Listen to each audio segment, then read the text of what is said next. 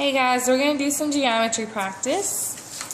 Alright, so the first one says to determine the number of diagonals of a dodecagon. So obviously, some of us at first might not know what a dodecagon is, but we know that a decagon is 10, so you can assume that it's 12, but we obviously know that it's 12 from the problem that I'm giving you.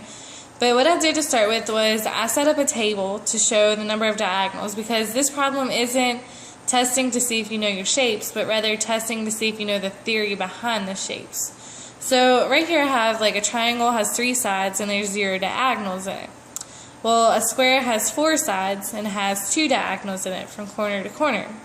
A pentagon has 5 sides and it also has 5 diagonals, but not every shape works like that, obviously. So then we move on to each shape and they get a little bigger to draw, so I just write it out for you. But we go on to say hexagon has 6 sides and so forth. So a thing to pay attention to is this number of diagonals. So over here, if the number of diagonals for a triangle is 0 and the number of diagonals for a square is 2, then a square has 2 more diagonals than a triangle.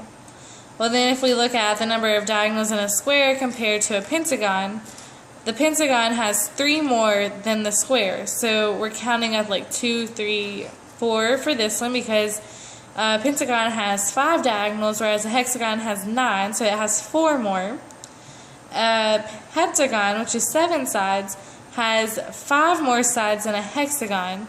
So we're just looking at how it counts up. So if we're going 2, 3, 4, 5, 6 more, 7 more, 8 more, 9 more, so we end up getting down here to 10 more. So we can figure out from this pattern that we have that a dodecagon has 54 sides, which is choice C. Alright, so we'll move on. Alright, so this one says express the area of the given triangle as a function of x. So what they're giving us here is this base x and the hypotenuse is 6. And so we know that the area is equal to 1/2 base times height. We know that. And the base is known as x, but the height is unknown. So let me write that. So base is equal to x, but the height is unknown. So since we don't know the height, then we can use the Pythagorean theorem. The Pythagorean theorem, since we know that it is a right triangle and we know what its hypotenuse is. So we say x squared plus h squared is equal to 6 squared, because the Pythagorean theorem is a squared plus b squared equals c squared. Then we can figure h out to be the square root of 36 minus x squared. So then, once we find that, to find the area of a triangle in terms of x, we need to substitute this for the height and x for the base of the triangle into the formula. So if we know that area is equal to 1/2 base times height, then area is equal to 1/2 x, because x was our base, times what we just had here for the height. So 36 minus x squared.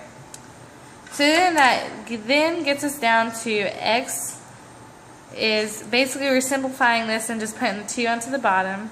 So 36 minus x squared all over 2, which is choice B. Alright, so to move on to the last problem, this is going to be more of me talking you through it. It says a circle is inscribed inside quadrilateral ABCD. So right here I just have this quadrilateral for you, ABCD. It says that CD is bisected by the point at which it is tangent to the circle. So it tells us that if AB is equal to 14 and BC is equal to 10 and DC equal to 8, then what is AD equal to? So I went ahead and drew all this beforehand because it was a lot of drawing and I want to make sure I got it right. But basically, it's just saying that the point of tangency of CB divides the segment into 2 pieces measuring 4 and 6. And so therefore, the point of tangency between B and A divides the pieces between 6 and 8, because here we know that that would be a right triangle, or I'm sorry, an equilateral triangle, since it is a tangent to those 2. So we know that each of these points are going to be the same where it draws it in. So if we figure that out for AB and CD, then we can get that this side is 4 and this side is 8.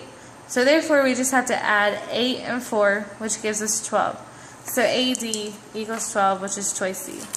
And that's all for geometry.